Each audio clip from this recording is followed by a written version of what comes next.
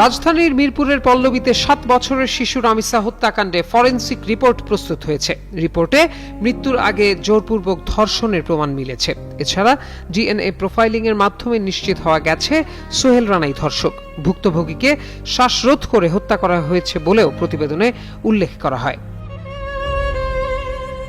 শনিবার শিশুটির ময়না তদন্ত প্রতিবেদন এবং শিশু ও অভিযুক্ত ব্যক্তির ডিএনএ নমুনা পরীক্ষা করে তদন্ত কর্মকর্তার কাছে প্রতিবেদন হস্তান্তর করেছে সিআইডির ফরেনসিক ইউনিট। এছাড়া রাজধানীর শহীদ সোহরাওয়ার্দী মেডিকেল কলেজ হাসপাতাল থেকে ময়না তদন্তের প্রতিবেদনও তদন্তকারী কর্মকর্তাকে দেয়া হয়েছে।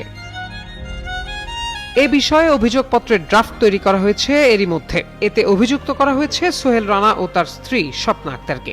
রোববার আদালতে অভিযোগপত্রটি জমা দেওয়া হতে পারে বলে সংশ্লিষ্ট সূত্রে জানা গেছে। এর আগে গত বুধবার মামলার প্রধান আসামি সোহেল রানা আদালতে দোষ স্বীকার করে জবানবন্দি দেন। ফৌজদারি কার্যবিধির 164 ধারায় দেয়া জবানবন্দিতে তিনি দাবি করেন ঘটনার আগে ইয়াবা সেবন করেছিলেন।